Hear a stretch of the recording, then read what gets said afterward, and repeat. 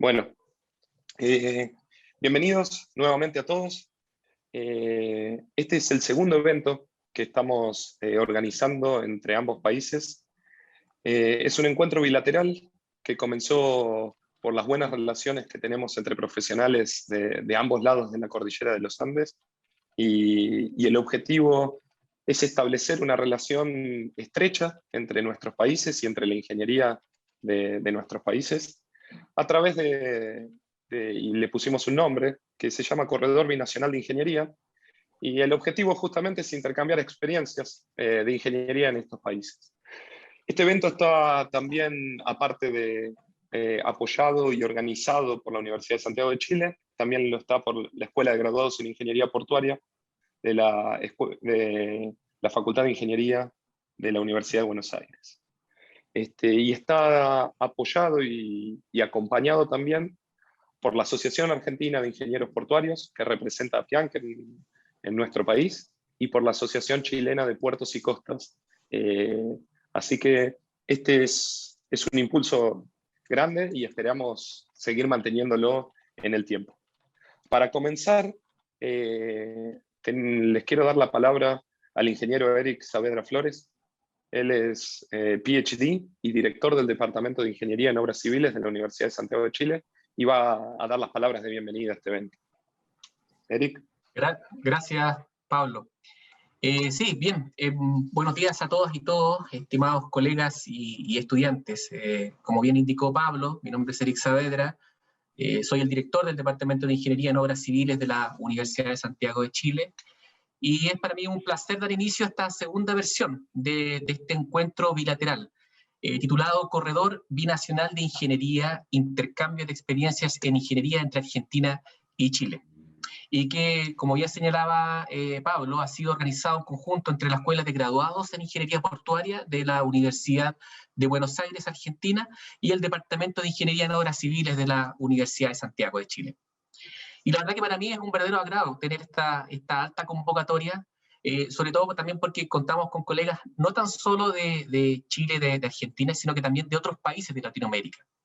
Así que le agradezco a todos ustedes, los asistentes, que han mostrado siempre interés en este tipo de actividades, y también destacar el origen de esta actividad que surge como fruto de una larga relación de amistad y camaradería entre colegas de Argentina y de Chile, y que tenemos como punto en común, bueno, los aspectos, digamos, de la ingeniería portuaria, marítima en general.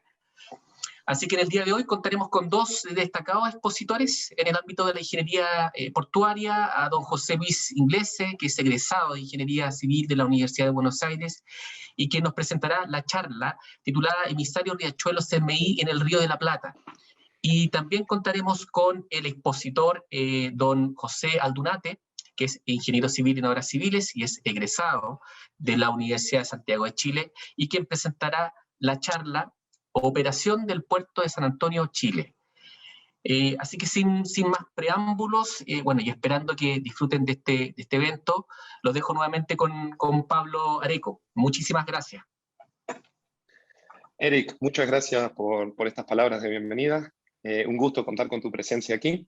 Y para avanzar y no dar más vueltas, les voy a hacer una breve introducción de nuestro primer expositor, que es el ingeniero José Luis Inglese. Es uno de los grandes exponentes de la ingeniería argentina, la ingeniería civil argentina. Es graduado con diploma de honor en la Facultad de Ingeniería de la Universidad de Buenos Aires, obteniendo el posgrado en Ingeniería Sanitaria con beca de Obras Sanitarias de la Nación en el año 1973. Por su gran trayectoria en todo el ambiente de la ingeniería sanitaria, recibió el premio Ingeniero Enrique Buti de la Academia Nacional de Ingeniería de la República Argentina.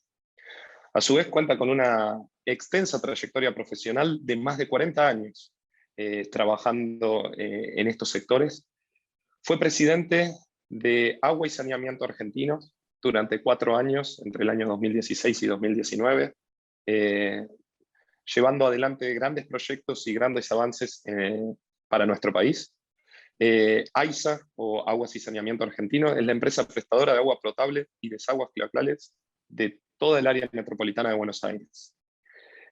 También cabe destacar que ha sido presidente de AIDIS, la Asociación Internacional de Ingeniería Sanitaria en Argentina, y vicepresidente de AIDIS Interamericana.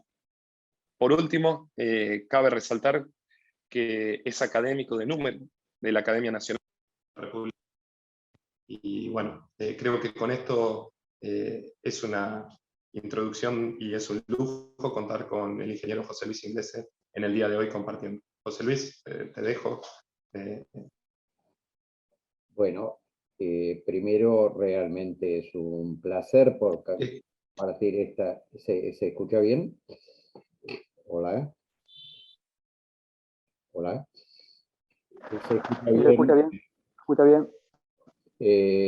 Es un placer poder compartir esta experiencia y este intercambio de proyectos entre Argentina y Chile. Realmente para mí es una continuidad y una tradición de poder exponer experiencias internacionales y argentinas en Chile. Me ha tocado hacerlo en Santiago, me ha tocado hacerlo en Copiapó, en Antofagasta, etcétera. Así que siempre es un placer, y aunque esta vez sea virtual, realmente también es un gusto poder hacerlo en el ámbito de la Universidad de Santiago de Chile. Yo voy a hacer una pequeña corrección. Me han honrado con el título de ingeniero civil, y realmente yo soy ingeniero electromecánico y después ingeniero sanitario y ambiental, siempre de la Universidad de Buenos Aires, pero cabe también, y en ese sentido, mi amigo Raúl Escalante, que es el que me ha invitado a participar en esto, que hoy día ya a nosotros se nos ha vencido el título y hemos pasado por tantas experiencias que podemos decir que somos ingenieros, simplemente con el concepto que la ingeniería encara los problemas y busca soluciones para la gente. Y en ese sentido hoy nos guía tanto en la Academia Nacional de Ingeniería como en el Centro Argentino de Ingenieros, poder exponer a todos las diversas actividades y disciplinas que forman parte de esa solución de problemas. Y entrando directamente en el tema de mi exposición, yo voy a compartir una presentación que muestra lo que, a ver, exactamente, un minuto por favor.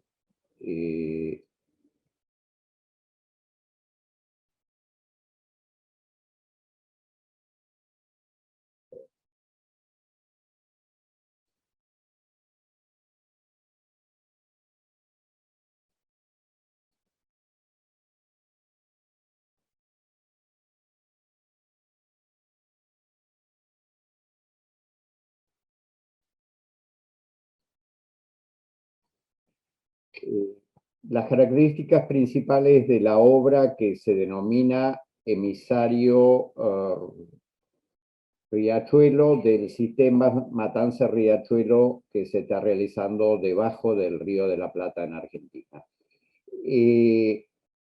Tal vez alguien se pueda preguntar por qué en una exposición que tiene una fuerte componente de obras portuarias y marítimas estamos presentando esto. Bueno, lo que sucede es que esta obra, que realmente responde a una necesidad de saneamiento ambiental del área metropolitana, tiene características que son comunes a todas las grandes obras que se realizan en el ámbito marítimo y fluvial. Comenzamos, acá hay una visión del área metropolitana de Buenos Aires, donde lo que dice Cava es la propia ciudad de Buenos Aires y las 26 municipalidades que están integradas en este área metropolitana.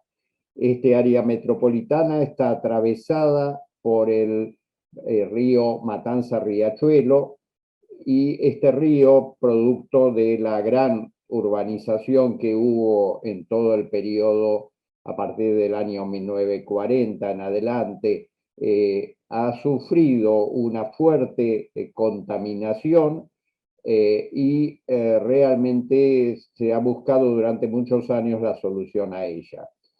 A raíz de estudios que se comenzaron en la década del 90 y licitaciones que se realizaron a fines de la década del 2000, se pudo encarar la obra que tiende a dar solución a este problema. Acá está marcado en celeste la cuenca de influencia del sistema Matanza-Riachuelo.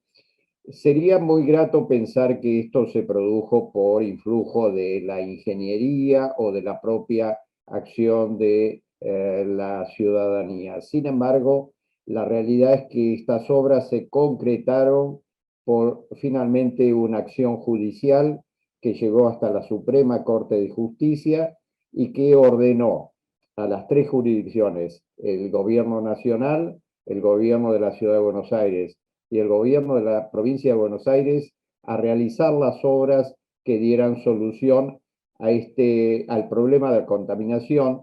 Esa demanda judicial fue iniciada por un grupo de vecinos que habitan en la cuenca baja del río Matanza-Riachuelo y que exigieron la remediación de las condiciones ambientales para evitar los problemas de salud de la población que vivía en esas zonas.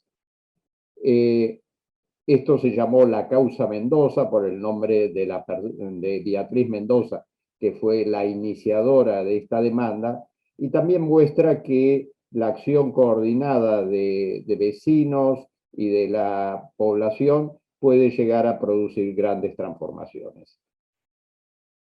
Se creó con esto una autoridad que se llama la Autoridad de Cuenca Matanza-Riachuelo, que abreviado se denomina ACUMAR, como dice acá abajo, porque otro de los problemas graves que había, además de los problemas técnicos y económicos, eran los problemas de gobernanza, de poca coordinación entre las distintas jurisdicciones que ejercían poder de policía en este área. Con la ACUMAR teniendo el poder de policía total del área, se pudieron solucionar esos problemas. Acá se observan en la margen derecha dos grandes plantas de tratamiento de líquidos residuales, de alcantarillado sanitario, y en algún momento se pensó en hacer lo mismo desde la margen izquierda de ese curso de agua. Sin embargo, se comprobó, dado que es un curso de agua muy de planicie, que prácticamente con la eliminación de esos caudales, su caudal en tiempo seco desaparecía. Y por lo tanto se decidió mantener la escorrentía del curso del Matanza-Riachuelo, pero interceptar los cursos que contaminaban a ese arroyo o río y poder volcarlos después de tratamiento en el Río de la Plata y de esa manera recuperar las condiciones ambientales originales del río Matanza-Riachuelo. Esas obras se concentraron en esto que se está viendo en la presentación, que es a lo largo de la ciudad de Buenos Aires, un colector que se llama el colector de la margen izquierda y que pasa por debajo de los arroyos que están entubados y los de grandes desagües pluviales que llevan desagües clandestinos y desbordes de los sistemas cloacales, de los sistemas de alcantarillado sanitarios que se construyeron desde principios del siglo XX hasta mediados del siglo XX, cuya capacidad se vio sobrecargada por la gran urbanización que ha tenido la zona. Básicamente, entonces, es un conducto que pasa por debajo de los conductos pluviales a gran profundidad, la llegada a una zona donde hay una planta con una previa estación de bombeo anterior y una estación de bombeo posterior y un emisario dentro del Río de la Plata de 12 kilómetros de largo. Estamos hablando de obras fluviales, pero realmente los que conocen el área de Buenos Aires saben que el Río de la Plata frente a Buenos Aires es prácticamente un sistema marítimo. El ancho del Río de la Plata frente a Buenos Aires hasta la costa con el Uruguay son 52 kilómetros y en la desembocadura del río tiene casi 200 kilómetros de ancho. Así que las características de las obras corresponden a obras marítimas y también las características hidráulicas de la zona, que cuando hay tormentas importantes presenta características del oleaje del mar abierto, presentan las mismas dificultades que se dan en las obras marítimas y portuarias. Por eso Raúl Escalante, que me ha invitado a hacer esta exposición, ha considerado interesante presentar esta experiencia porque comparte muchas de las características y dificultades de las obras marítimas y portuarias. Acá hay una foto aérea, se puede observar en verde, entonces el interceptor que se desarrolla a lo largo de toda la ciudad, el cruce del río Matanza-Riachuelo, la zona donde está la planta de tratamiento y finalmente el emisario que se interna 12 kilómetros dentro del Río de la Plata. Lo que se observa en rojo son los grandes conductos de alcantarillado sanitario. El primero de ellos se construyó a fines del siglo XIX, el último de ellos que se observa a la izquierda, que es la tercera cloaca máxima, se terminó en 1945, y desde ese momento no se habían realizado grandes obras de alcantarillado sanitario en el área metropolitana de Buenos Aires, a pesar de la gran expansión urbana que se había producido en la zona. Hay que pensar que en esa zona que mostré en la primera diapositiva viven 14 millones de personas. Y que esta propia obra beneficia directamente, permitiendo una mayor cantidad de vuelco a aguas abajo del río Matanza-Riachuelo a 4.300.000 personas. Así que estamos hablando de una de las grandes obras de saneamiento del mundo. Acá se observa lo que se llama en conjunto las obras del sistema Riachuelo.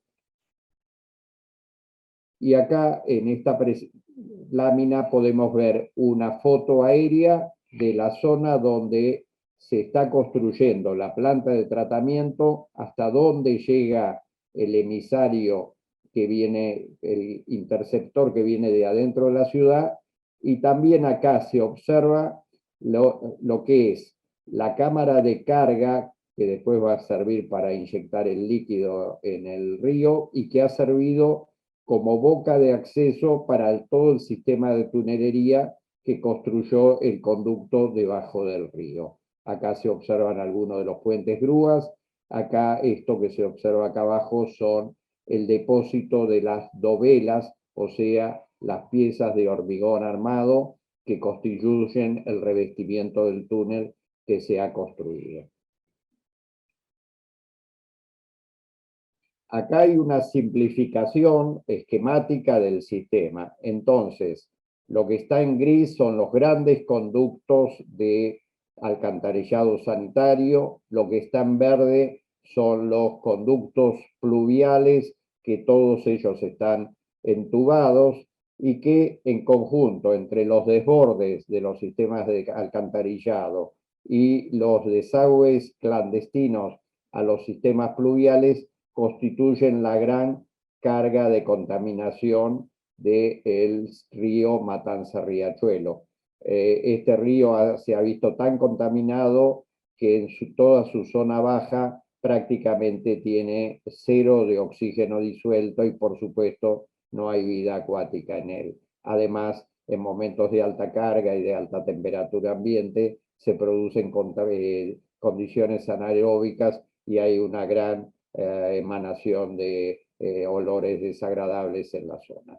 Por otro lado, también hay algo de contaminación industrial. Se han encontrado concentraciones de sales de metales pesados, tales como plomo, cadmio, níquel, que en definitiva han sido las causas de que la Suprema Corte de Justicia ordenara al Estado Nacional, la provincia de Buenos Aires y la ciudad de Buenos Aires, a construir estas obras. Esto que se observa en verde ahora es el primer tramo del colector de la margen izquierda.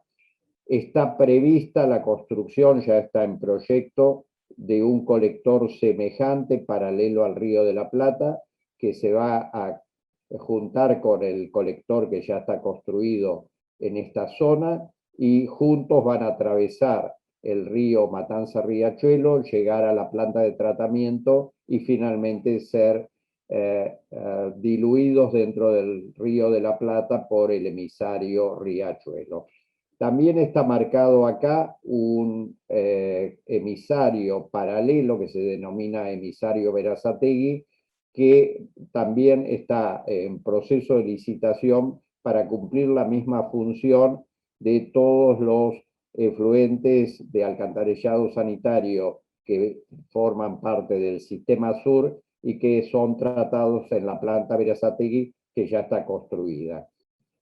Todo este conjunto, como decimos, alcanza para los efluentes sanitarios de un área que hoy está servida de 10 millones de personas y que en el futuro alcanzaría 14 millones de personas.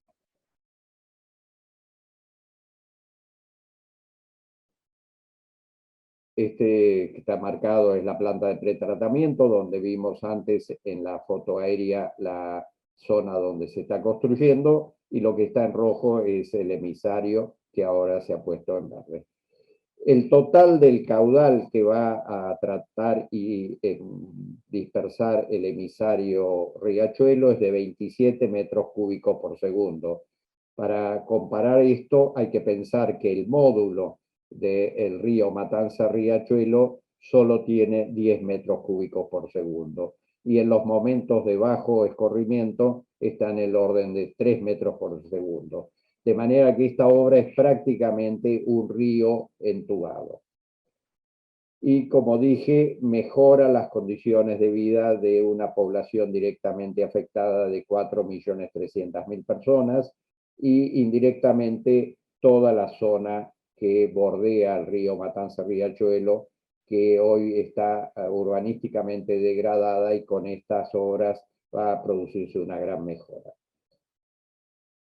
Finalmente, con el hecho de poder aliviar la carga que hay sobre los conductos de alcantarillado sanitario aguas abajo del río Matanza-Riachuelo, se va a poder dotar de conexiones de alcantarillado sanitario a 1,5 millones de personas más. De manera que estas obras tienen un gran impacto. Las obras se dividieron en 3 lotes. El lote 1, que es el conducto interceptor que va dentro de la ciudad, que cumple el cometido de transporte de efluentes servidos de la ciudad de Buenos Aires y parte del conurbano, intercepción de caudales en tiempos secos de pluviales y arroyos, y desafectación de una cantidad de estaciones de bombeo cloacal que hoy se realizan ese servicio, pero que gracias a esta obra van a poder ser desafectadas con un ahorro de energía y mantenimiento.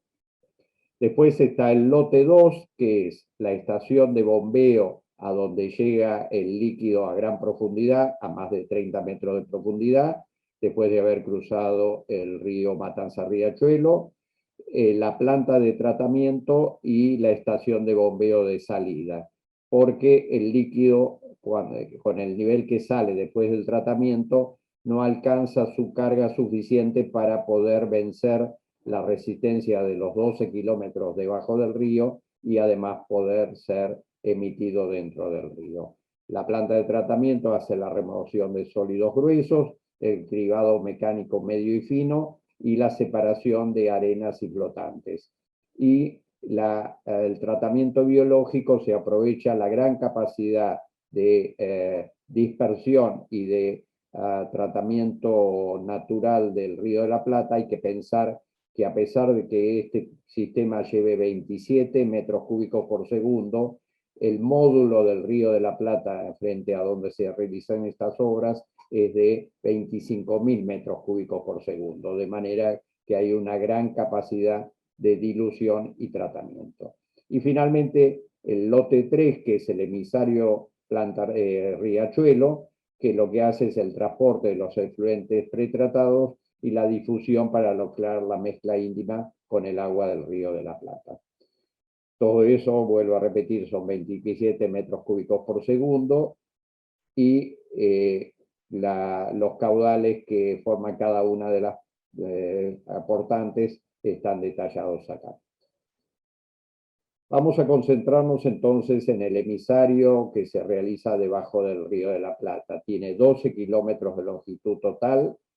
Hubo que rellenar el área donde va la planta de tratamiento, construyendo una defensa costera y una superficie para poder realizar la planta de tratamiento. No se podía ir más adentro en el continente porque hay una gran línea aérea de 500.000 volts que bordea el predio y que por razones de seguridad no se podía construir debajo de ella. Así que hubo que ampliar el área en aproximadamente unas 20 hectáreas ganadas al Río de la Plata.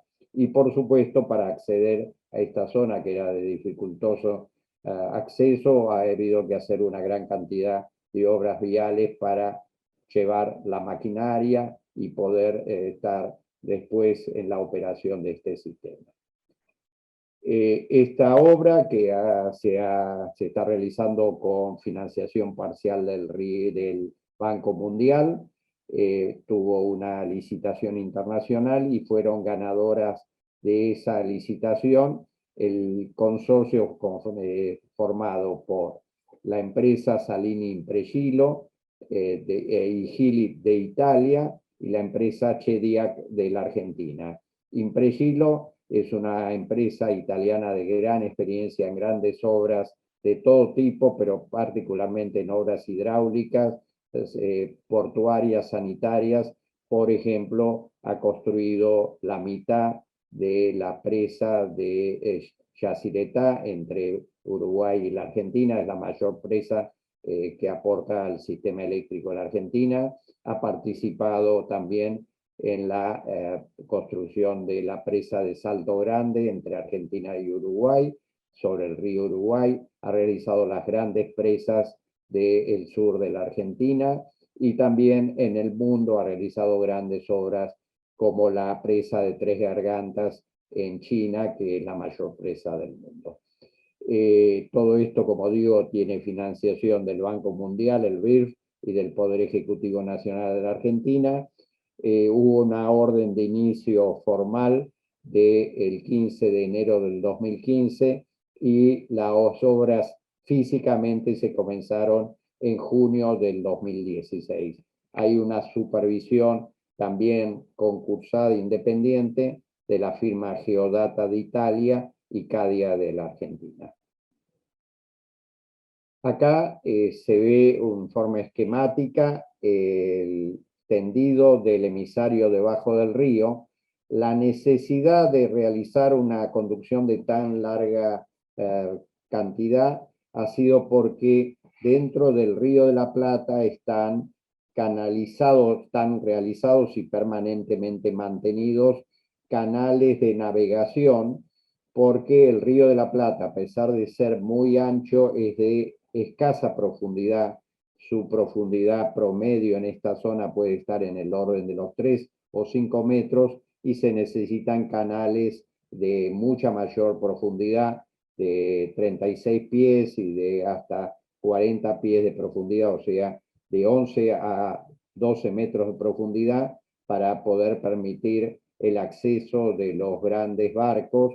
Por el Río de la Plata se canaliza gran parte de la producción granaria de la Argentina, por lo tanto había la necesidad de pasar por debajo de estos canales y además con esto se asegura que la dilución del líquido tratado sea mucho mayor y de esa forma no pueda afectar de ninguna manera las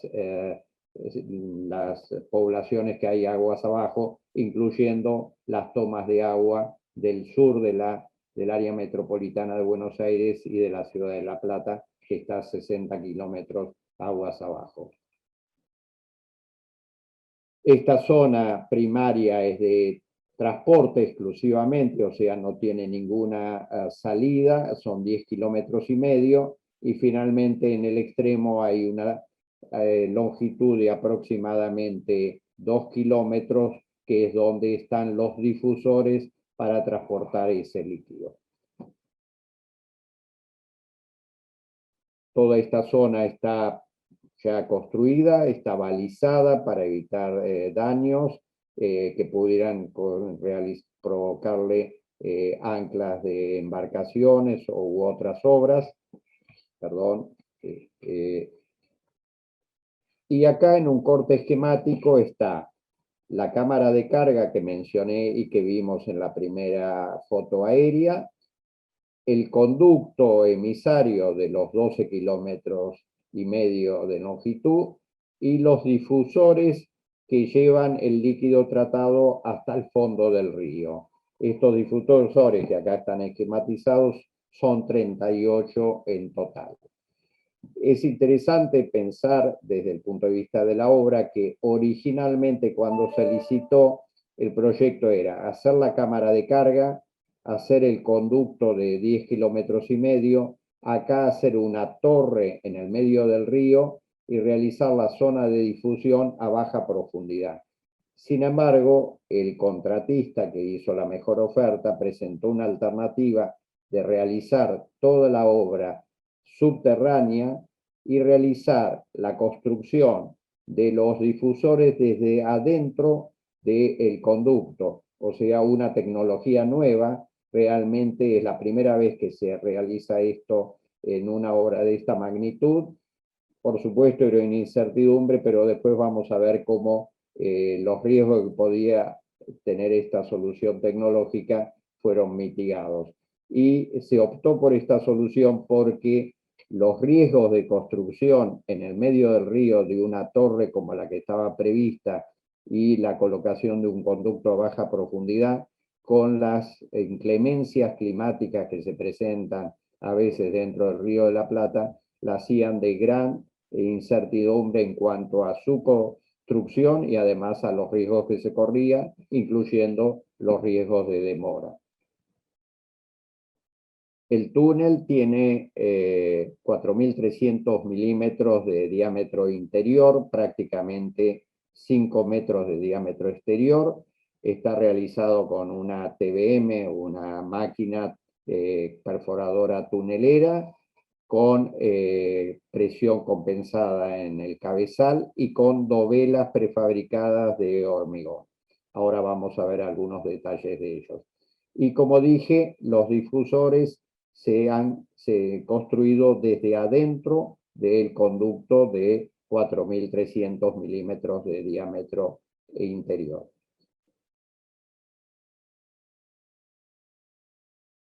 La tunelera que está realizando esto es una tunelera, todas las tuneleras por tradición acá llevan nombre de mujer.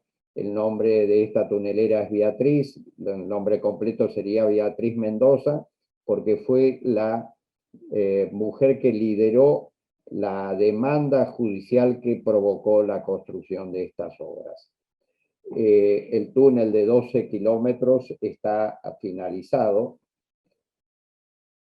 Acá tenemos una vista aérea de la cámara de carga, que fue realmente por donde se introdujo las piezas de la tunelera. Esto se construyó con 4 módulos, algunos de ellos circulares, otros de forma circular, aproximadamente de 1 metro de espesor las paredes, construidas con el sistema de perforadoras desde superficie para hacer muros colados. La calidad de esta construcción se evidencia en que hoy día, estando a gran presión de agua, porque acá la napa es muy alta, y la profundidad de esta construcción tiene aproximadamente 60 metros de profundidad, sin embargo no se observa ningún tipo de filtración. Las 4 cámaras se hicieron independientes y después, para poder tener espacio para introducir las piezas de la tunelera, se perforaron los muros intermedios, también de aproximadamente 1 metro de espesor.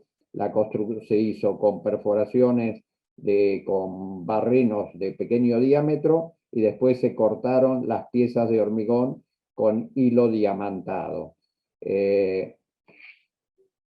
Con esta posibilidad se pudo tener un espacio de aproximadamente 35 metros de longitud, donde se pudieron ir bajando las piezas de la tunelera. Hay que pensar que la tunelera armada tiene 210 metros de longitud.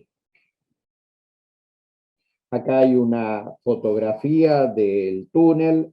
Lo que se observa es en el fondo 2 vías ferroviarias que sirven para que los carros eléctricos que llevan el material, el personal, las dovelas, la provisión de comida al extremo del personal, etcétera, y que retiran la tierra, en este caso de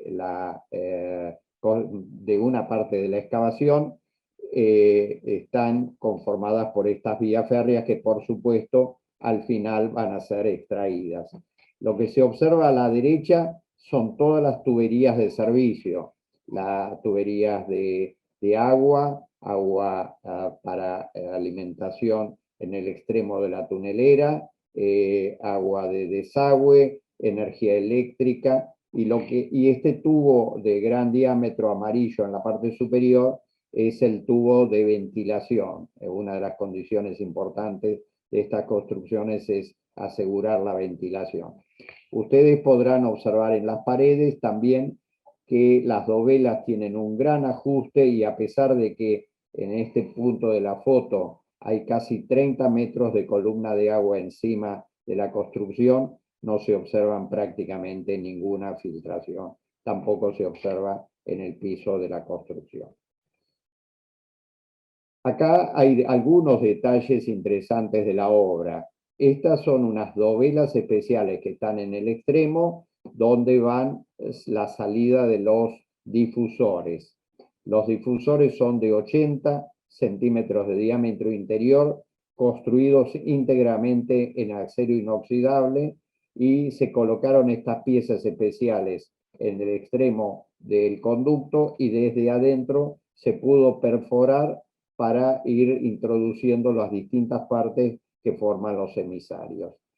Acá se observa una de las dovelas con esa pieza especial colocadas en sentido inverso. En la realidad van en la parte superior, directamente el tubo sale verticalmente. Acá se observa también una máquina para poder introducir los aros de sellado dentro de estas piezas especiales. Acá están haciendo una introducción de los tubos de sellado y de los materiales para asegurar la absoluta estanqueidad de este sistema.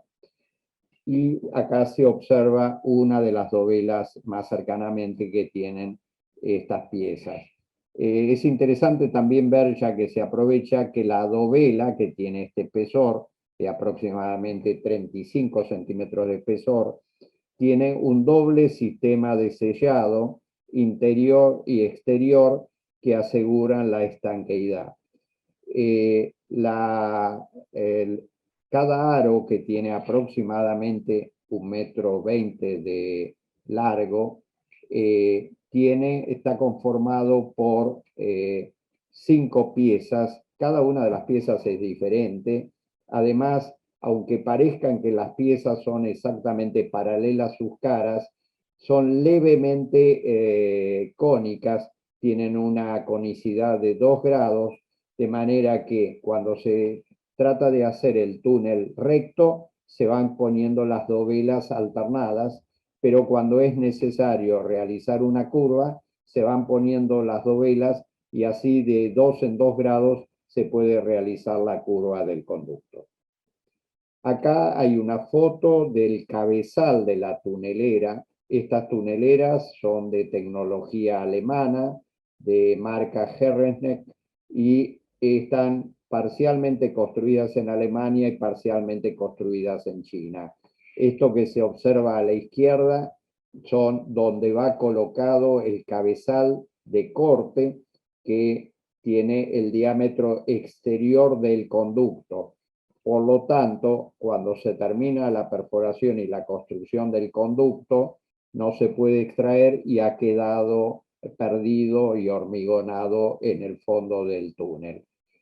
Acá va una pieza especial que no se observa en este lugar, donde va el robot prácticamente que coloca las dovelas que sirven para la estanqueidad del conducto. Y acá atrás se ve el conducto por donde sale la tierra excavada que es transportada hasta la cámara de carga donde se extrae con grúas a través de una cinta transportadora que sucesivamente se fue alargando a medida que el túnel avanzaba. Bueno, dada la importancia de esta obra, la presidenta del Banco Mundial que financiaba la obra en oportunidad de una visita a Buenos Aires en noviembre del 2018, deseó ver la obra. Era la obra más importante de cualquier característica que financiaba el Banco Mundial en América Latina. Había visto muchas veces en papeles la obra, quería verla en la realidad y se quedó realmente sorprendida de cómo estaba realizada y de la coordinación que había significado entre muchas organizaciones poder realizar esta obra. La que está observando lateralmente ahí era la presidenta de la autoridad Cuenca Matanza Riachuelo.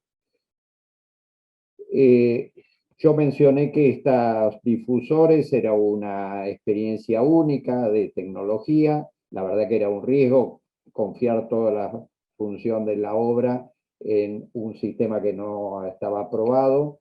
Por lo tanto, se hizo un ensayo escala 1 en 1, donde se fabricaron estas piezas, que fue al sur de la ciudad de Padua, en Italia. Se realizaron máquinas especiales y acá se observa la máquina que coloca las sucesivas piezas de acero inoxidable en forma vertical para poder formar los difusores. Y esta misma máquina se ensayó en Italia, realizándose simuladamente una pieza completa de cómo sería el lecho del río. Inclusive se transportó tierra en contenedores, en barcos, de la verdadera tierra del lecho del río de la Plata, en la zona donde se está construyendo, hasta Italia para poder realizar el ensayo escala 1 en 1. Fue muy satisfactorio y eso aseguró la posibilidad de realizar la obra. Bueno, sintetizando ahora, todo el sistema está formado por 40 kilómetros de túneles, lleva 27 metros cúbicos por segundo en su etapa final, mejora las condiciones de vida de 4,3 millones de habitantes, 1.500 personas trabajan en el momento pico del trabajo y hay muchas más en los trabajos indirectos. Toda la obra tiene un presupuesto de 1.200 millones de dólares, pero ya ahora ha sido ampliado en 265 millones de dólares que acaba de otorgar de adicionar el Banco Mundial por distintas circunstancias, algunas de proyecto y otras de la propia obra. Y finalmente está prevista la terminación en el año 2022. Sin embargo, el cuello de botella de este término es la planta de tratamiento, que sufrió una demora y un cambio de contratista y de desarrollo de la ingeniería, y entonces puede llevar la terminación de esta obra hasta el año 2023 o comienzos del año 2024.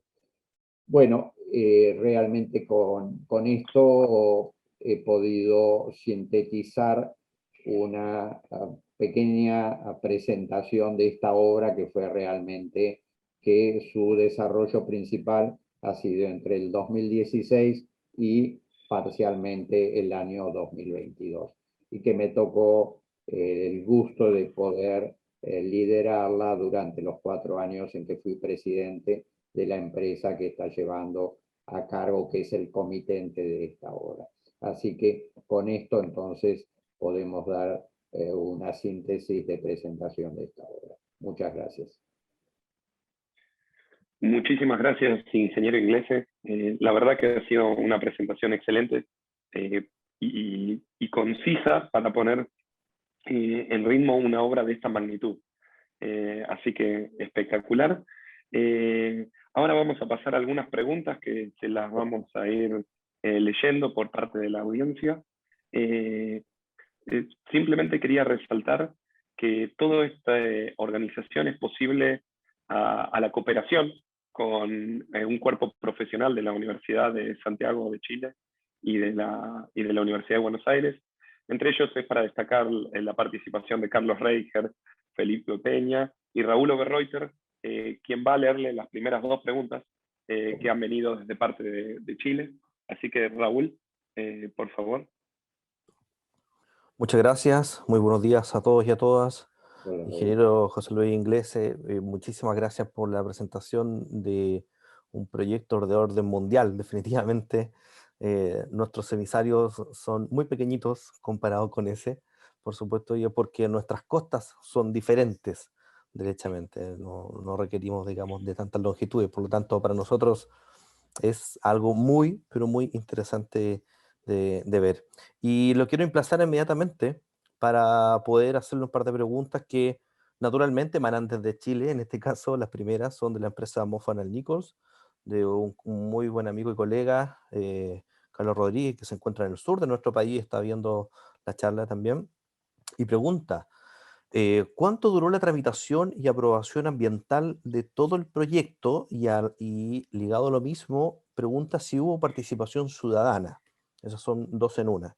Y posteriormente hace otra consulta también ligado a la misma perspectiva. ¿Qué organismos públicos dieron o dan su aprobación técnica para la porción de las obras marítimas específicamente? Esto se lo pregunto porque acá en Chile hay, si bien hay un sistema de evaluación de impacto ambiental, también las obras marítimas se autorizan por parte de un ministerio en particular, que es el Ministerio de Obras Públicas.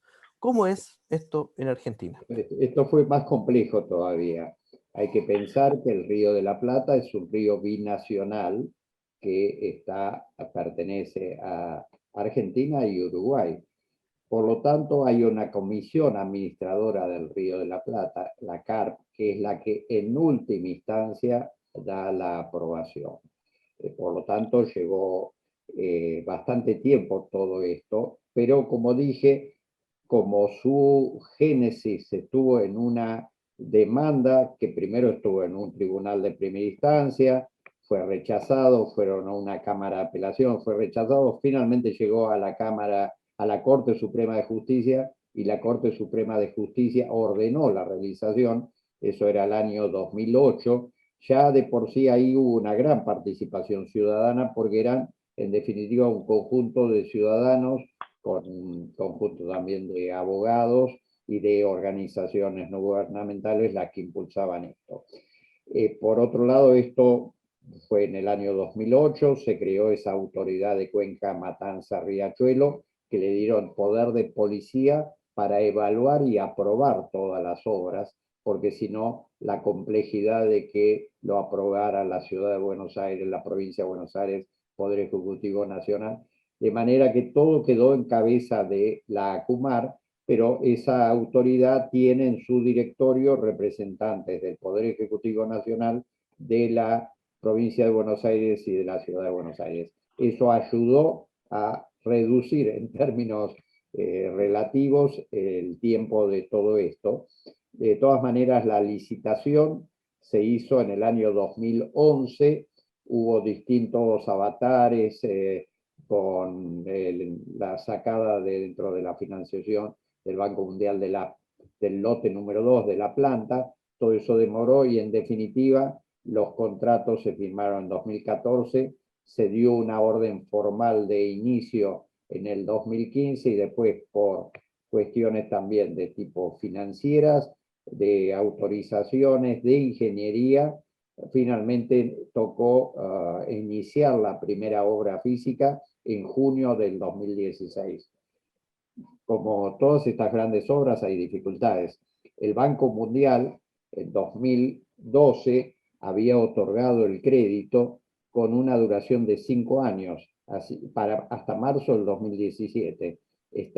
Yo me hice cargo de la presidencia de AISA a principios del 2016 y estábamos con una obra sin iniciar físicamente, que se iba a vencer el plazo del crédito y que el Banco Mundial no estaba deseoso de prolongarlo porque no veía un avance físico. Por eso le pusimos mucho empuje. El hecho de que vieran que se iniciaban las obras realmente en junio del 2016 nos permitió negociar y finalmente extendieron el plazo y lo llevaron a marzo del 2022, que aproximadamente será donde se terminarán los desembolsos correspondientes al Banco Mundial.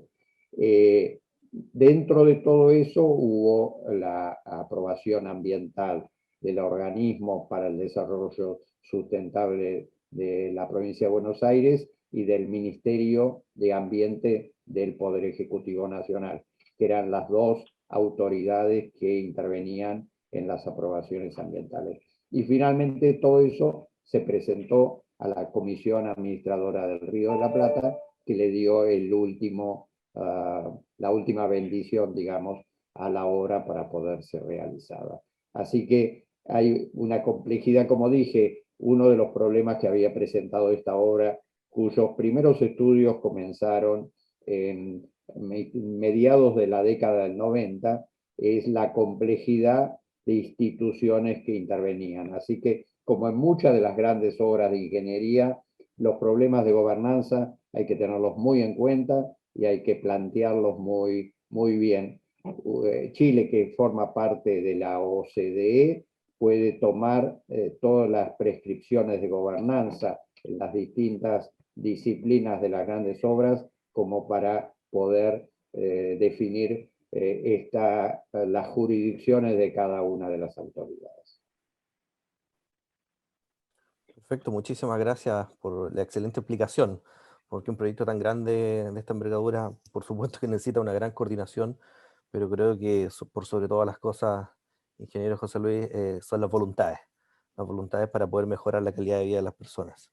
Pablo, te paso el balón, como ayer. Bueno, muchísimas gracias. Sí, bueno, ayer que, como hoy, está muy balanceado todo. Ahora viene una pregunta, José Luis, desde el lado de Argentina.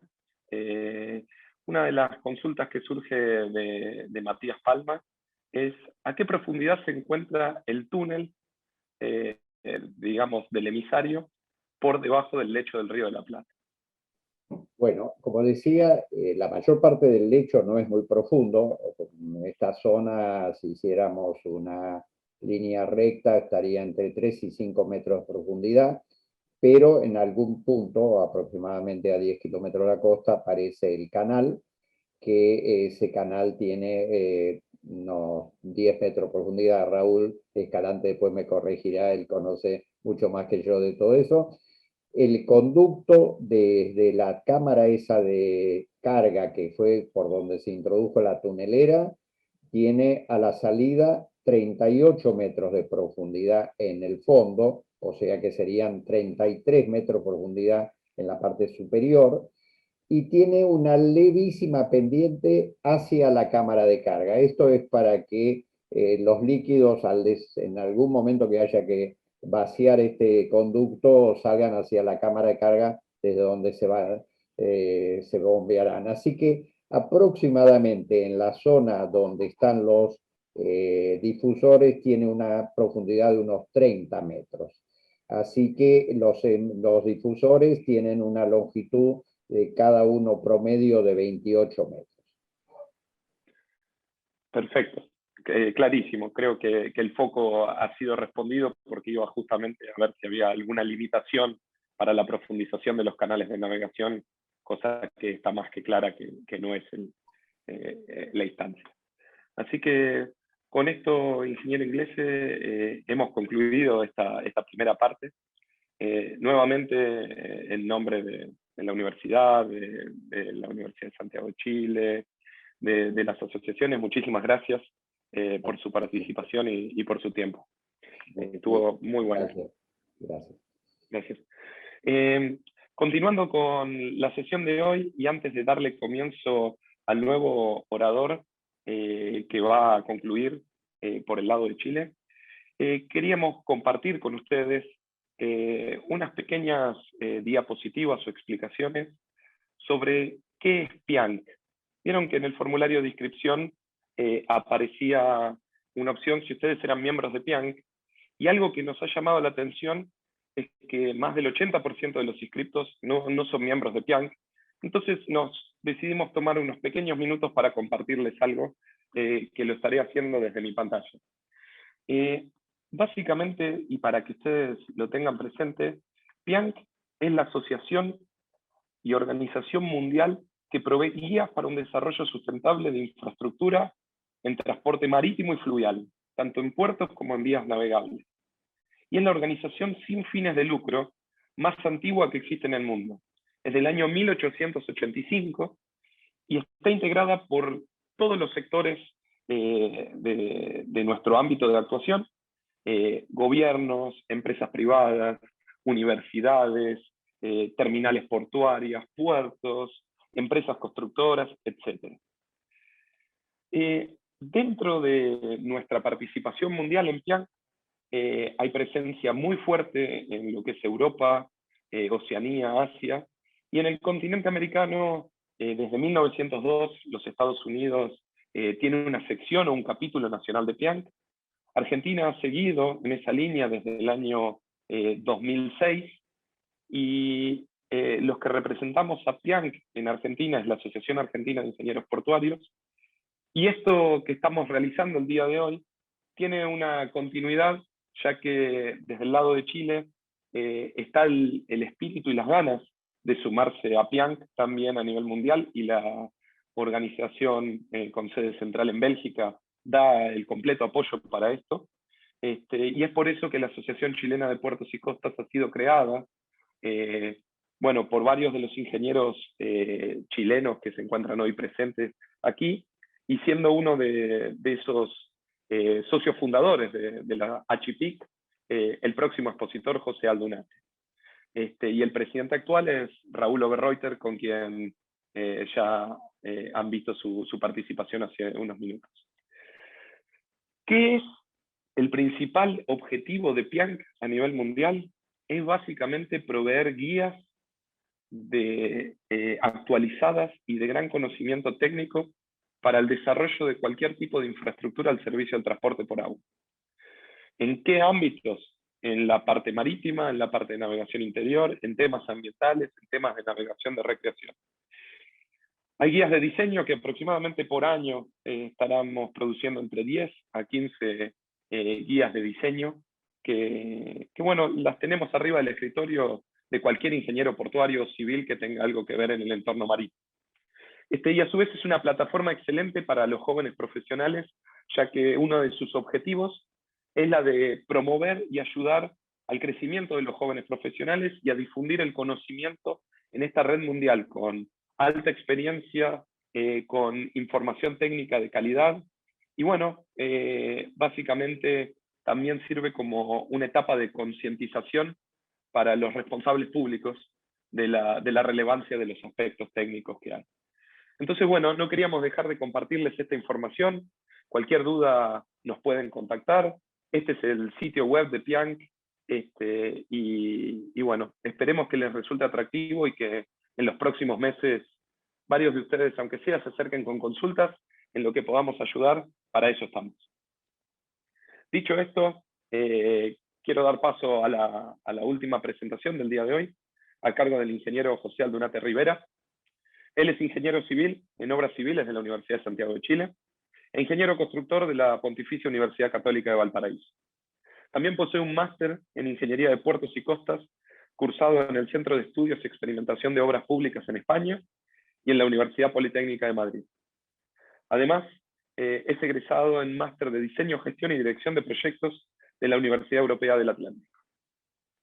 En la actualidad, es coordinador de ingeniería de la empresa portuaria San Antonio, EPSA, como así también profesor revisor de memorias en la Universidad de Santiago de Chile y profesor en la Universidad de Valparaíso.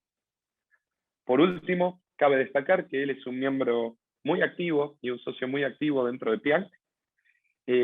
Ha sido uno de los organizadores del tercer evento de jóvenes profesionales en América del Sur en el año 2017, que nos ha recibido a todos de una excelente manera en San Antonio, y es socio fundador de la Asociación Chilena de Puertos y Costas. Es un lujo para mí presentar también a José, un gran colega y amigo. José, todo para vos. Hola, muy buenos días a todos. ¿Me dicen si se escucha bien? Sí. Agradecer primero que nada a la Universidad de Santiago, específicamente al Departamento de Obras Civiles, mi aula mater también, a la Universidad de Buenos Aires, específicamente a la Escuela de Graduado de Ingeniería Portuaria, y también a PIAC Argentina y la Asociación Chilena de Ingeniería de Puertos y Costas. La presentación que voy a hacer ahora, estoy compartiendo pantalla, me avisan si se ve, versa un poco diferente a la presentación anterior y a la primer ciclo de charlas que eran un poco más asociados a ingeniería civil. Este ya está un poco más asociado al tema de la operación portuaria y específicamente en lo que es el puerto de San Antonio. En ese contexto, vamos a partir de la base de poder ubicarnos espacialmente dónde está San Antonio dentro de lo que es el contexto nacional, el contexto chileno. San Antonio se ubica en la zona central de Chile, en lo que es conocido como la macrozona central, donde está Valparaíso o San Antonio, ¿ya? Es importante también saber que más del 80% del comercio exterior chileno se mueve por vía marítima. Y eso da cuenta de la importancia del puerto en el desarrollo de un país, ¿ya? Acá en la imagen se ven todos los puertos que son puertos estatales, ¿ya? Desde Arica a Punta Arenas y lo que comentaba recién de que San Antonio está en la zona central. Acá se ve una imagen de lo que es el puerto de San Antonio, ¿ya? Que se ubica en la zona central, la ciudad de San Antonio y el puerto que está en este sector. ¿Ya? Aquí está la zona portuaria directa, pero también hay áreas de respaldo que es lo que está en el sector sur de la ciudad.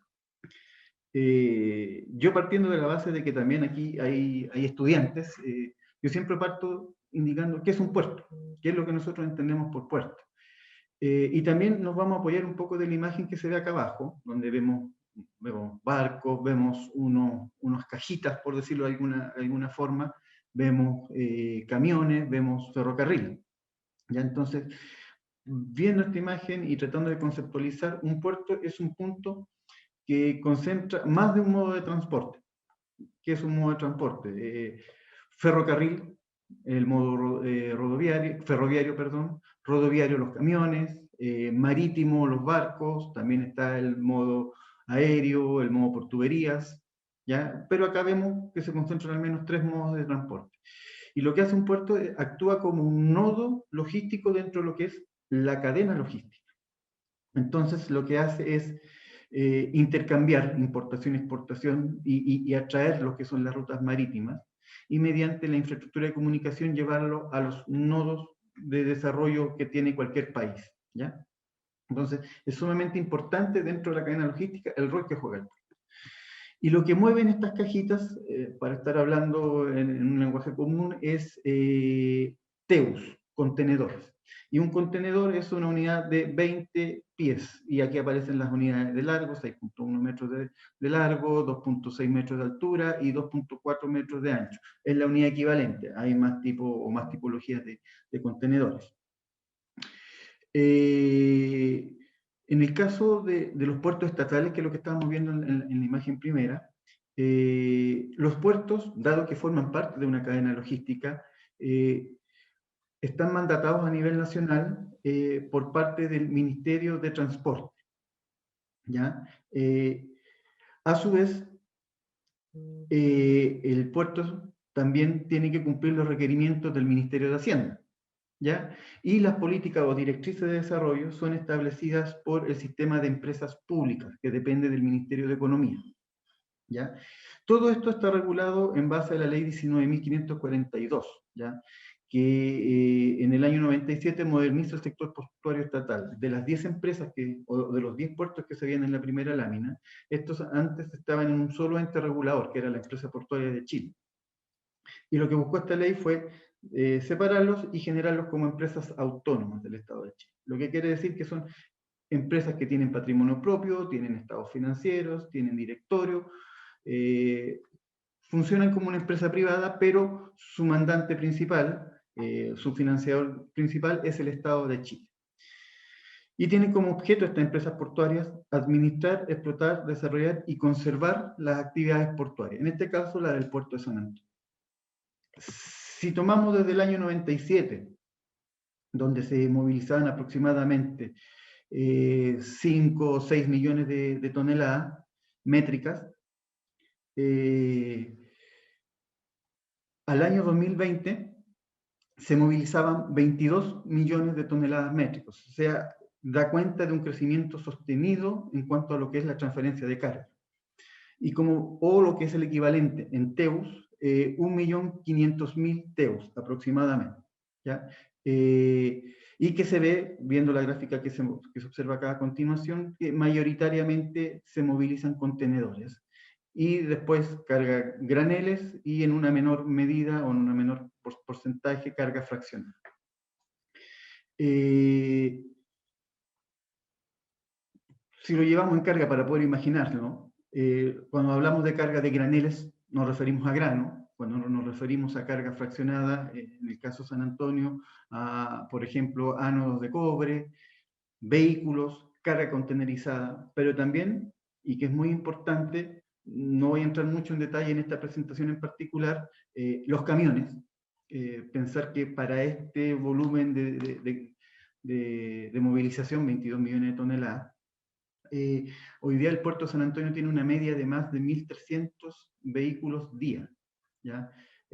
Lo cual tiene aparejado, camiones específicamente, lo cual tiene aparejado una logística terrestre muy importante, ¿ya? Tanto desde las vías de comunicación hasta los gates de acceso a cada una de las terminales. También el factor humano, los trabajadores. Hoy día el puerto de San Antonio tiene una cantidad de trabajadores, tanto de forma directa como de indirecta, de más de 8.000 trabajadores. ¿Ya? También el tema de la autoridad portuaria, o sea, si bien está la autoridad marítima, está la autoridad portuaria, que es Empresa Portuaria de San Antonio, pero también se potencia, se desarrolla y se trabaja también de forma mancomunada con la autoridad marítima. Y una actividad que se empezó a desarrollar en los últimos años, que se ha visto mermada un poco con el tema de la pandemia de COVID, la actividad de cruceros. O sea, es bien transversal y es bien variopinto las actividades que se desarrollan en el puerto de San Antonio.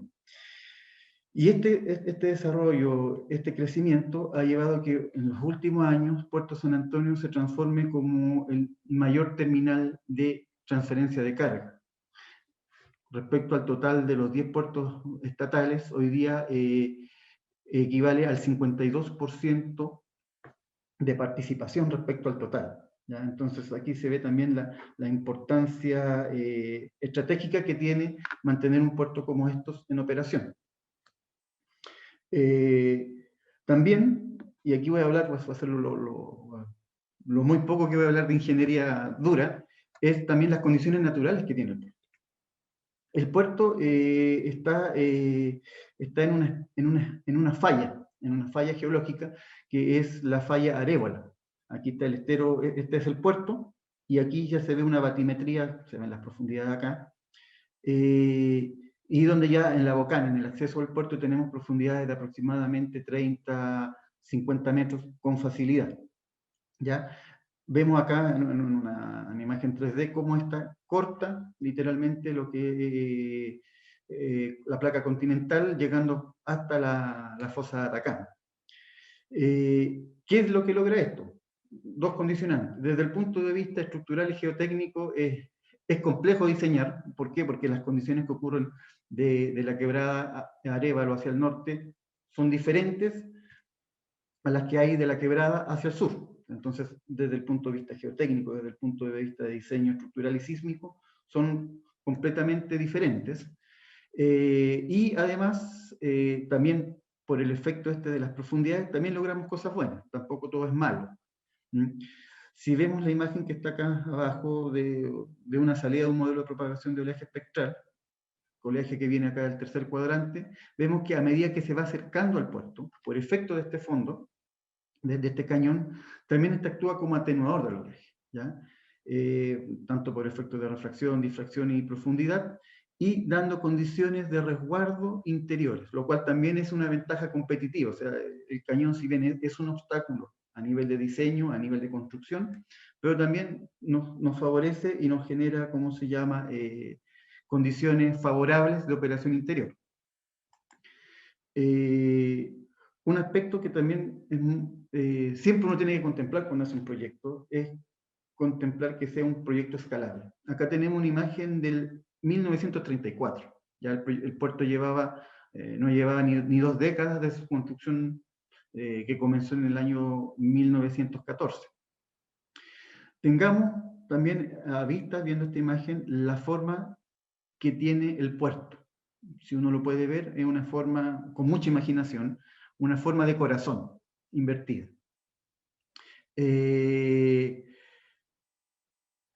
Esto lo vamos a comparar después con el desarrollo futuro. Pero lo que me interesa a mí ver aquí es lo que se ve acá, un proyecto de Darse. ¿Ya? Y estamos hablando de 1934, ya se estaba pensando en un futuro desarrollo o una futura expansión. Yo me acuerdo que cuando todavía estaba estudiando ingeniería, hace un par de años solamente atrás, todavía se seguía hablando de un proyecto de ampliación de Darse, ¿ya? Y eso da cuenta de, ¿cómo se llama?, de siempre cuando uno proyecta una obra, sea marítima o no, siempre estar pensando en su desarrollo y su ampliación, debido a las características o a las demandas que pueda estar sufriendo. Ahora, si comparamos esta imagen, volvamos al tema del corazón invertido, veamos una imagen del año 2009. Salvo cambios internos, la forma relativamente se mantiene. Pero del año 2010 al 2021 ya hay cambios más sustantivos, ya sea porque llegó un nuevo concesionario, DP World San Antonio, o se hicieron obras de ampliación de frente de atraque. Hagamos una imagen, aquí era el antiguo frente de atraque del concesionario San Antonio Terminal Internacional, que más o menos es la línea que se ve acá. Hubo una ampliación de más de 100 metros hacia el sur, ¿ya?, generando más metros de frente de atraque. Entonces, ha habido un desarrollo grande en los últimos años respecto al proyecto primero, bastante, ¿ya? Y esto evidentemente obedece a requerimientos y necesidades del país. Puerto San Antonio también es el primer puerto a nivel chileno que tiene todos sus frentes de atraques concesionados, ya el 100% de sus frentes de atraques concesionados, con diferentes tipos de terminales. Vamos a partir con San Antonio Terminal Internacional, que fue el primer concesionario a nivel chileno que llegó, un terminal especializado en contenedores. Posteriormente Puerto Panul, un terminal especializado en graneles sólidos. Otro tipo de concesión que, si bien no tiene frente de atraque, pero sí tiene derecho de uso de muelle, es Oxfield Terminal, que es de graneles líquidos, específicamente ácido sulfúrico. DP World San Antonio, también terminal especializado en contenedores, y el último concesionario que llegó el año pasado, se firmó en noviembre la entrega de la concesión, QC Policarpo Toro, un terminal especializado en graneles líquidos. Salvo estos dos terminales, Panul y QC Terminales, tanto DP World San Antonio como STI, si bien son terminales especializados en contenedores, no obsta a que cuando tenga alguna ventana de uso de sitio pueda movilizar o transportar otro tipo de carga. ¿Ya? Eso para al menos tengámoslo claro. Yo me voy a centrar ahora en dar los grandes requerimientos o los grandes características de los terminales especializados en contenedores. ¿Por qué? Porque estos movilizan más del 70% de todo lo que moviliza el puerto de San Antonio actualmente. San Antonio Terminal Internacional posee, como bien indicaba, es un terminal especializado en contenedores. Tiene más de 900 metros de frente de atraque a una profundidad de 15 metros. ¿ya? Lo cual le permite atender naves de grandes dimensiones. A nivel de equipamiento, esta información puede estar desactualizada por si acaso. Posee 8 grúas, en cuanto a las grúas, 8 grúas RTG, que son grúas pórtico montadas sobre ruedas, las cuales trabajan en las zonas de acopio de contenedores para su movilización, y 6 grúas del tipo STS o Chip to Shore. ¿Ya? Algunas características para que hagamos órdenes de magnitud. O sea, veamos acá un camión que tiene un contenedor. Ya dijimos que el contenedor tiene una altura de 2.6 metros. Sumémosle al menos 1 metro más de altura de rueda. O sea, son 3 metros de altura, y comparemos la altura acá de esta grúa. O sea, estamos hablando de elementos de grandes dimensiones. O sea, la altura de estas grúas son de al menos 50 metros. Tienen brazos de más de 60 metros, o también, si lo vemos en cuanto a capacidad, un largo de hasta 25 columnas, puede atender embarcaciones de hasta 23 columnas de contenedores. ¿Ya? O sea, son grúas de gran capacidad. Y un aspecto importante es que trabajadores directos que trabajan en la terminal, 1000 trabajadores portuarios de forma directa. El otro terminal, que es DP World San Antonio, también tiene 900 metros de frente de atraque. La gran diferencia es que está a 16 metros de profundidad y posee 8 grúas RTG, 7 grúas STS, y moviliza a la fecha 850 trabajadores portuarios. Como terminales portuarios, como terminal especializada en contenedores, puede atender naves de hasta 367 metros de eslora, de largo. ¿Ya? Aquí se ve una imagen atendiendo a 2 naves, una nave de 367 y otra nave de 300 metros de eslora, de la naviera MSC o Mediterranean Shipping Company. Y aquí se aparece, y aquí se indica también la capacidad de contenedores que tiene esta embarcación. Ya, nos vamos a centrar en la embarcación de mayor tamaño. Para poder hacer una idea de la magnitud o del tamaño de este tipo de embarcaciones, podemos hacer una comparativa. O sea, una nave de 367 metros de eslora equivale a 6 Boeing 787. Ya, o sea, son embarcaciones de grandes dimensiones. Ya hicimos una comparativa de las grúas respecto a un camión. La carga, los 13.000 contenedores, los 13.000 TEUs, equivaldría a llenar 3 veces o 3 veces y media lo que es el Estadio Nacional. ¿Ya? O sea, es mucha carga la que pueden transportar. O si tomamos todos estos contenedores y los apilamos entre San Antonio y Santiago, estamos hablando de que podríamos cubrir la ruta completa. O sea, son embarcaciones de gran tamaño. ¿Ya? Y centrándonos en el barco, y en el que el negocio de un puerto finalmente es el barco que importa o exporta embarcaciones, son los que finalmente mueven el negocio. De todas las navieras que existen a nivel mundial, en lo que es el puerto de San Antonio, 7 de estas concentran sobre el 70% de todas las recaladas. ¿Ya? Si vemos acá la imagen, MSC tiene respecto a informaciones del último año, 70% de toda la carga, seguida por Hapag-Lloyd, Maersk, Evergreen y las demás empresas, las demás navieras. Estas navieras finalmente son el corazón de la actividad portuaria.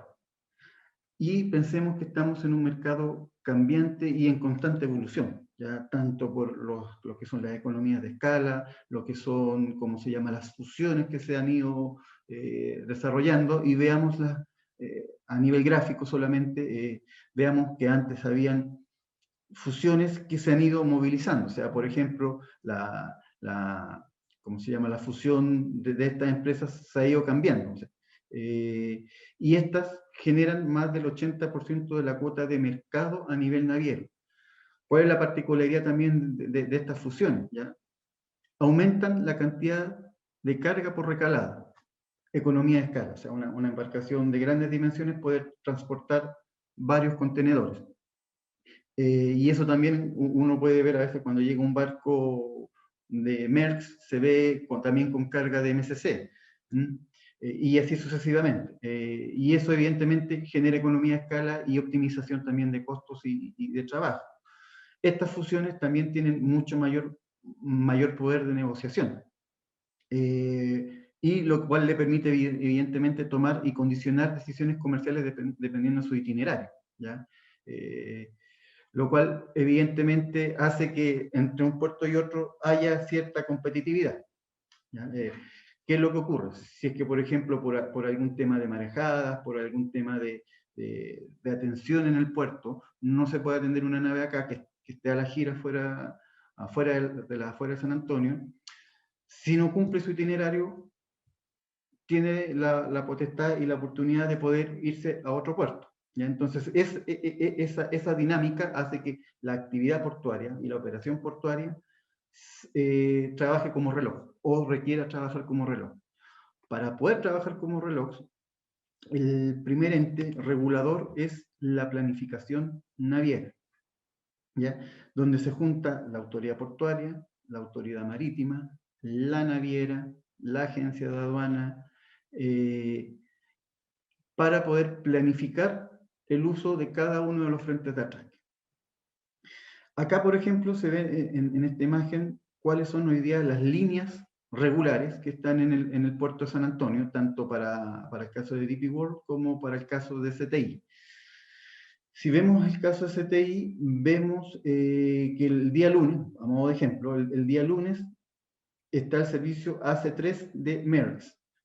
Si vemos acá la planificación naviera, el día martes 13 de mayo, este es un ejemplo, el día 13 de mayo a las 1 de la tarde llega el Justin Maersk de 347 metros de eslora.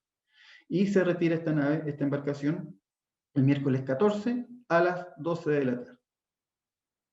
Y de esta forma se hace la planificación de cada uno de los sitios de atraque en función de los itinerarios de las navieras, en función de la disponibilidad de áreas terrestres también, y se tiene que seguir como un reloj, como yo antes indicaba, ¿ya?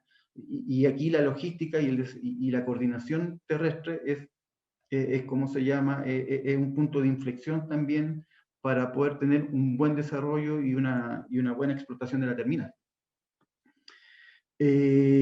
A modo de ejemplo, una vez se hace la planificación, y si tomamos el caso, vuelvo a decir de modo de ejemplo de MSC,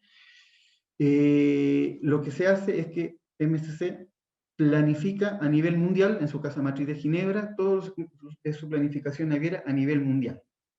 De qué puerto a qué puerto se moviliza, cuántos días va a estar en el puerto de San Antonio en este caso. La embarcación, la nave, asigna prioridad de espacios, dependiendo del tipo de cargas. Contenedores reefer, contenedores vacíos, dry, carga peligrosa. Y en función del plano de carga que lo entrega la misma terminal, este tiene que ser aprobado por el capitán y comienza la operación de carga y descarga de la nave.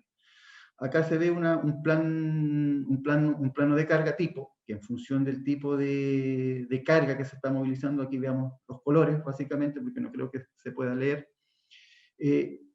se determina la forma en que se carga y descarga la embarcación. Eso es por parte del barco. Por parte de la terminal, es un trabajo que se hace se traslada. O sea, en función de la planificación se asignan las ventanas disponibles para poder atender a la nave, en este caso la nave Maersk. 72 horas antes se tiene que cerrar el stacking, la zona donde se acopia o donde se va a sacar la carga para poder llevarla a la embarcación, a la nave.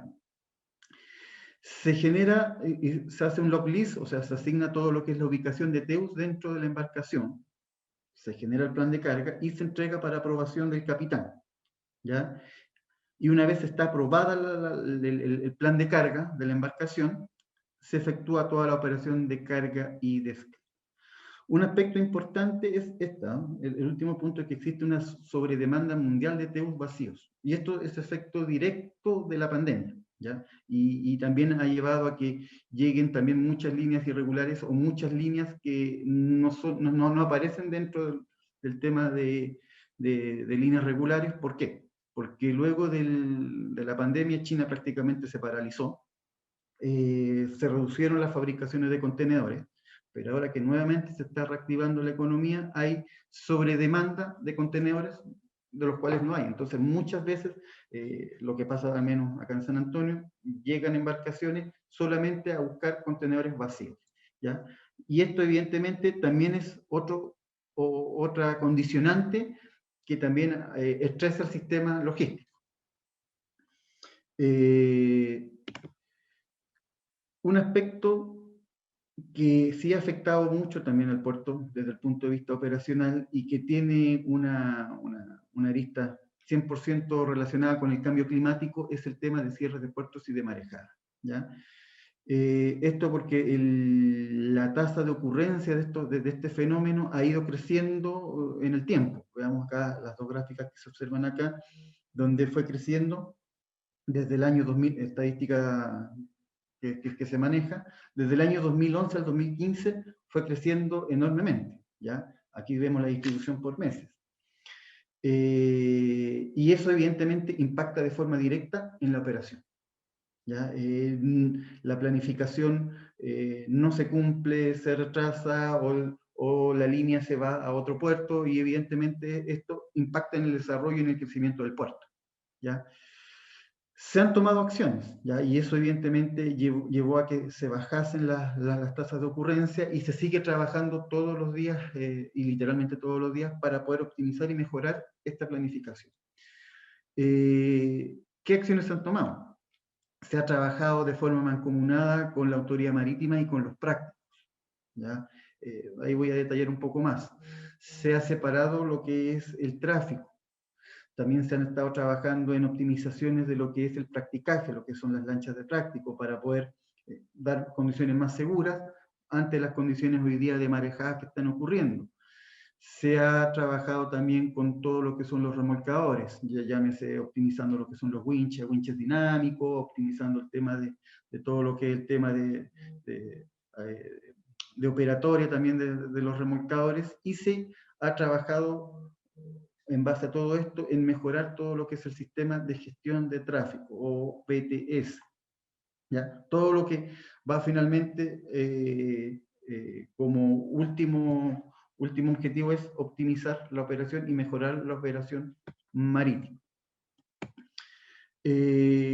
Una de las primeras acciones que se tomó allá en el año 2014 fue tener un sistema de monitoreo en tiempo real, uno de los primeros sistemas que se instauró en Chile con estas características, el cual permite medir vientos, corrientes, mareas, oleaje, visibilidad, presión atmosférica, humedad, pluviometría, entre otras variables, ¿ya?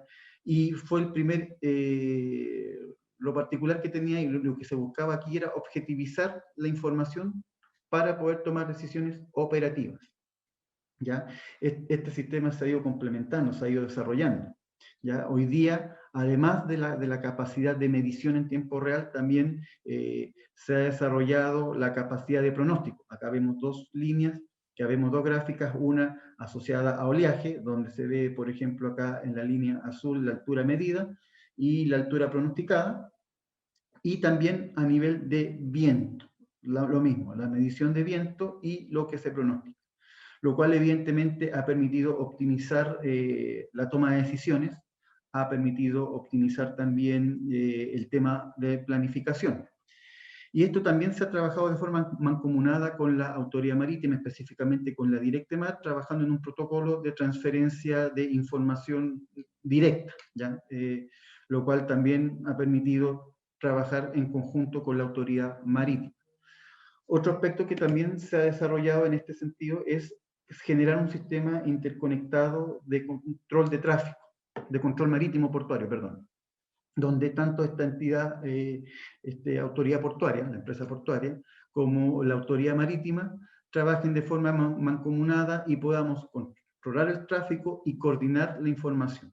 Ya, este es un proyecto que se está trabajando, ya lleva un par de años trabajándose y se espera ya dentro de los próximos meses ya ser una realidad con un sistema integrado de control de tráfico para poder optimizar todo lo que es la operatoria portuaria. asociado al tema de la planificación, asociado al tema de que la operación portuaria tiene que trabajar como un reloj finalmente.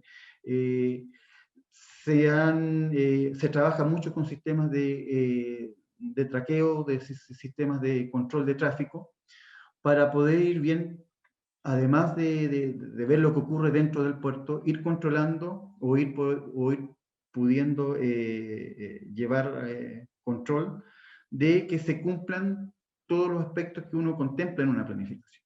Por ejemplo, si nosotros en la planificación naviera tenemos contemplada de que la semana de la segunda quincena de ahora del mes de junio debiese llegar una nave a San Antonio Terminal Internacional, esta tiene que seguir una ruta, tiene que ir a otros puertos antes tal vez de llegar a San Antonio, y lo que permite sistemas como estos es ir pudiendo controlar de que el itinerario que tiene la línea se vaya cumpliendo, y con eso también se cumpla la planificación interna del puerto, ¿ya? Y con eso, evidentemente, si hubiese algún retraso, uno pudiese eventualmente también poder ir optimizando y mejorando también esta operación. Otro aspecto que también se ha estado trabajando, ya recién se instauró el mes pasado, o sea, esto es bien reciente, un sistema de enfilaciones electrónicas, generar puntos virtuales, que son los que se ven acá, del 1 al 6, en los cuales se pueda facilitar la maniobra de atraque y desatraque de embarcaciones. ¿Ya? Eso ha sido también una ayuda muy grande, porque generamos y entregamos más herramientas a la autoridad marítima y a las navieras para que puedan operar el puerto, y con eso evidentemente podemos optimizar la operación. Asociado también al tema de optimización de la operación está la asistencia de simuladores, que lo que finalmente buscan es mejorar los estudios de maniobras que hoy día hay en el puerto, y con ello también mejorar las condiciones de operación o aumentarlas.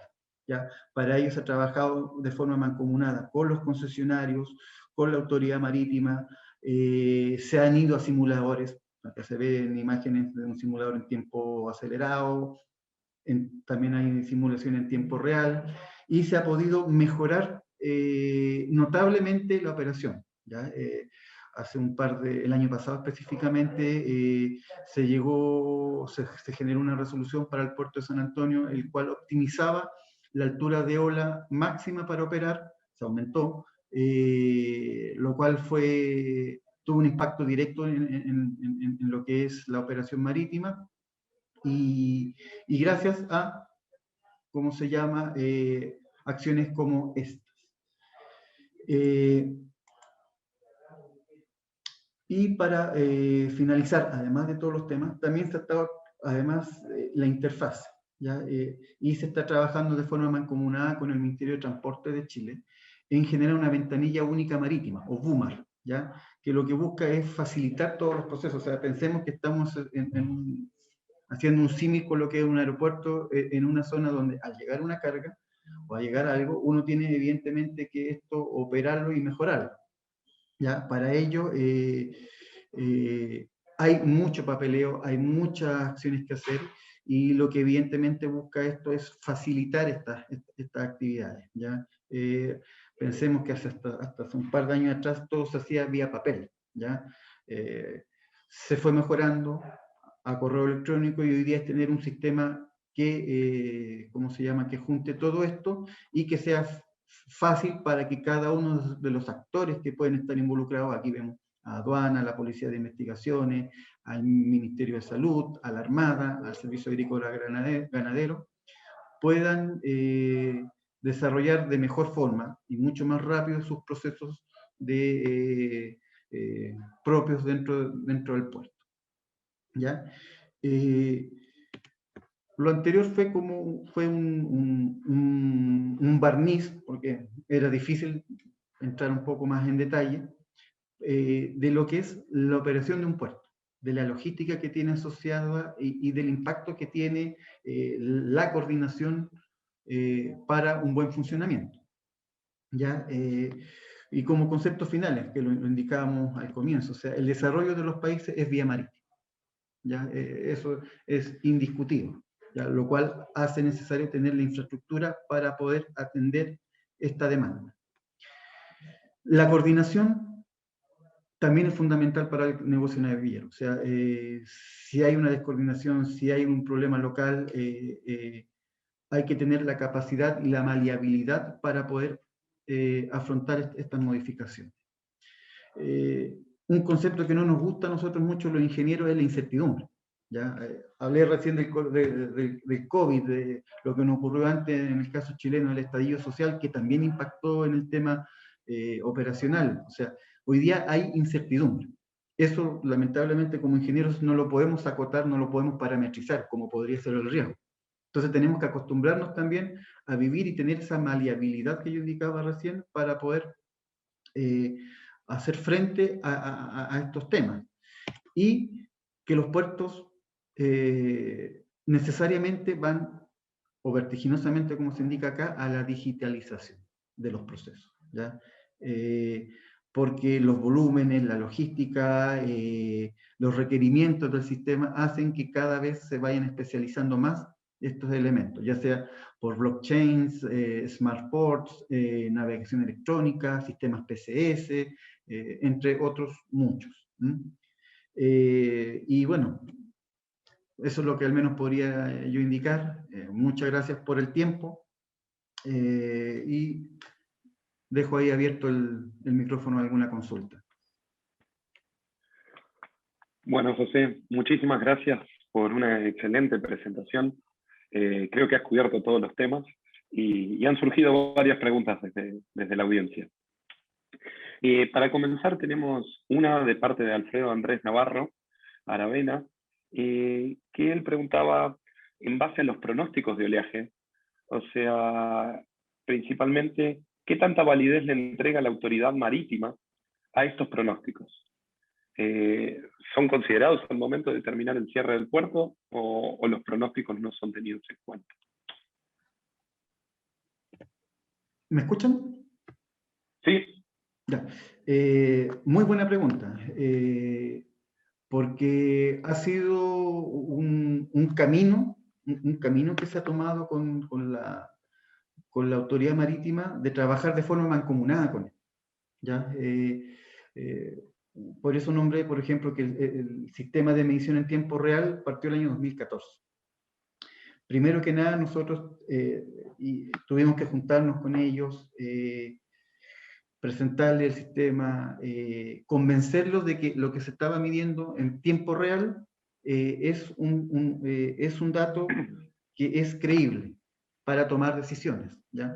Incluso es más, hoy día los estudios de maniobra contemplan los datos que se toman en tiempo real, ¿ya?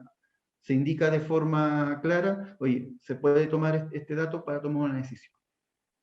Luego nosotros le quisimos dar un poco más de estrategia a este tema, y se agregó y se incorporó el tema de pronóstico.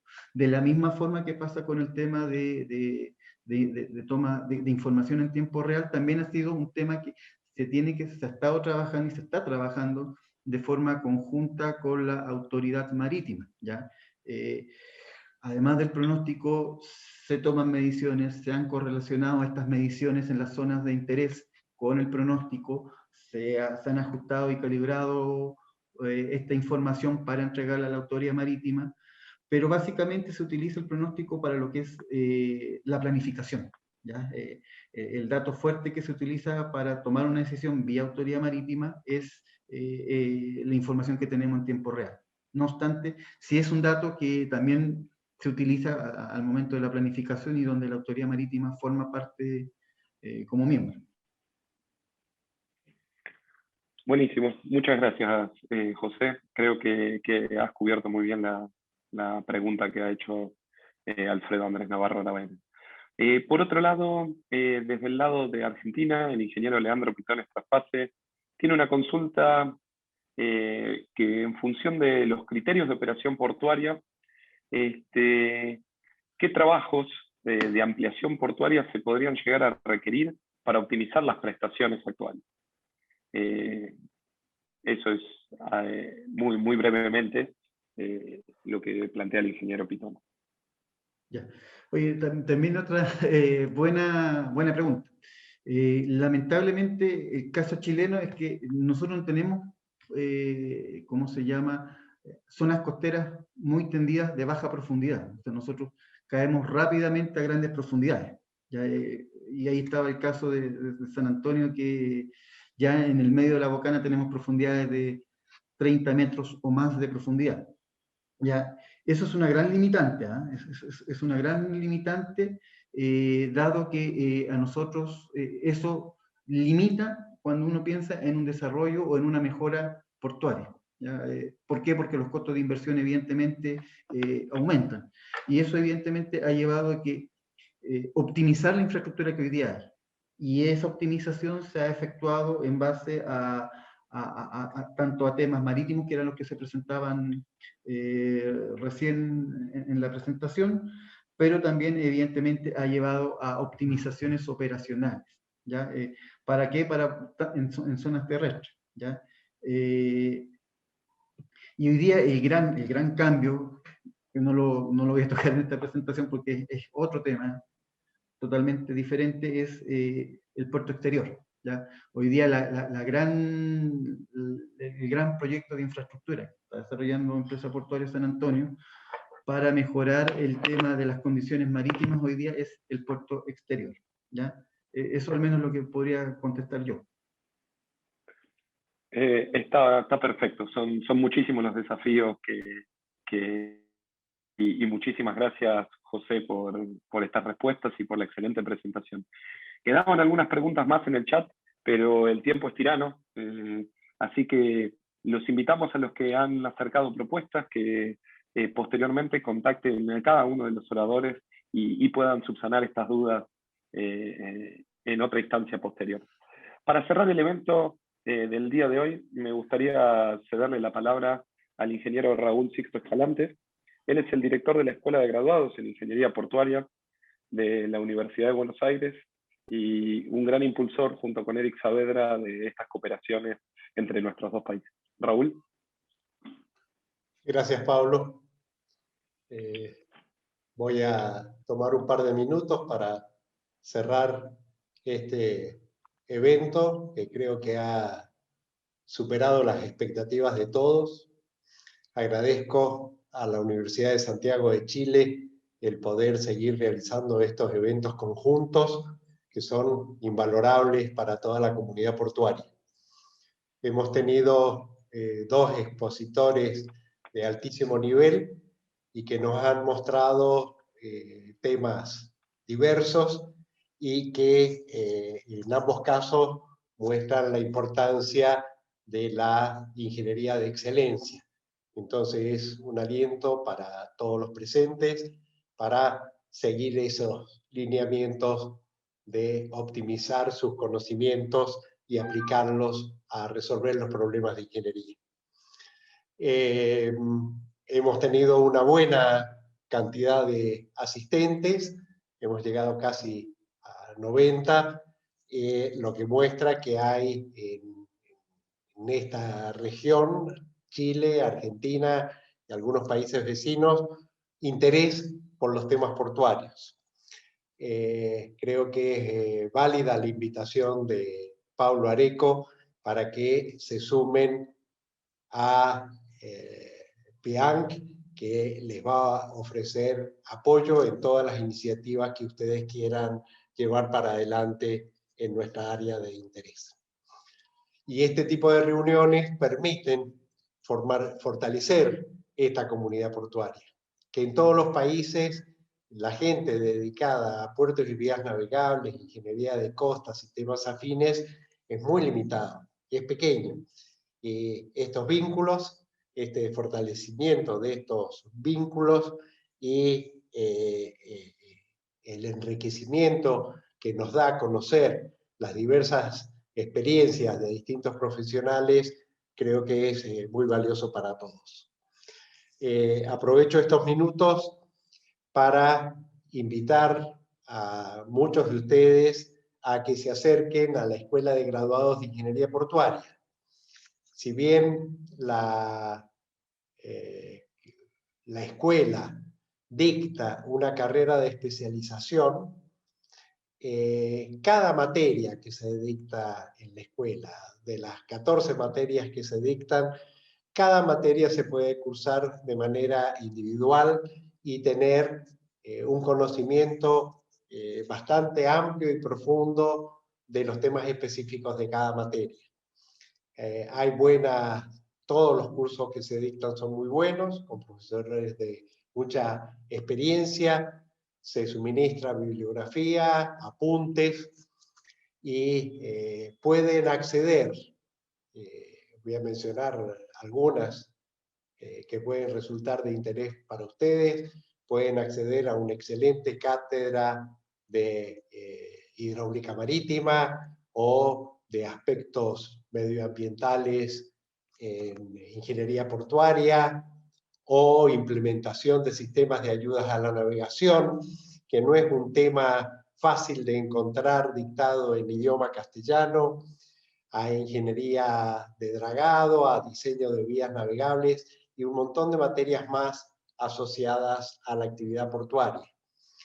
El participar en la escuela, que tiene aranceles muy accesibles, les permite tener conocimiento y contacto con profesores destacados y participar de un montón de actividades asociadas con la escuela.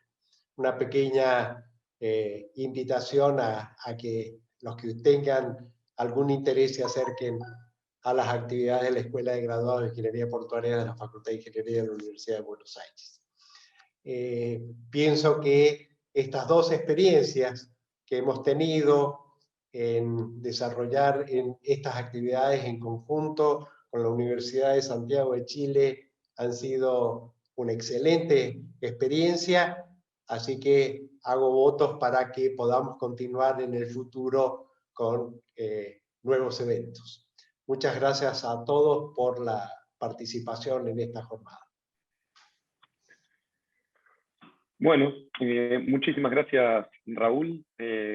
Muchísimas gracias, Eric. Muchísimas gracias, José Aldunate, José Luis Inglese, por la participación, y a todos los coordinadores.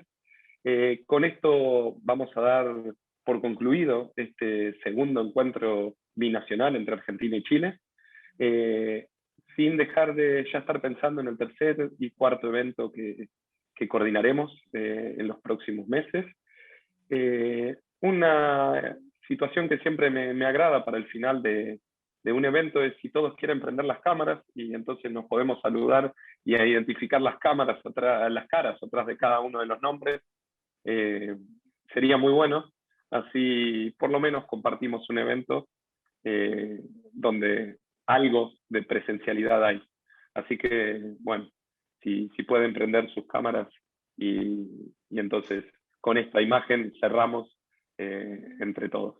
Así que bueno, muchísimas gracias, un saludo muy grande, y que bueno, tengan un excelente final de semana, y estamos conversando en los próximos eventos. Saludos a todos y muchísimas gracias. Chao, hasta luego.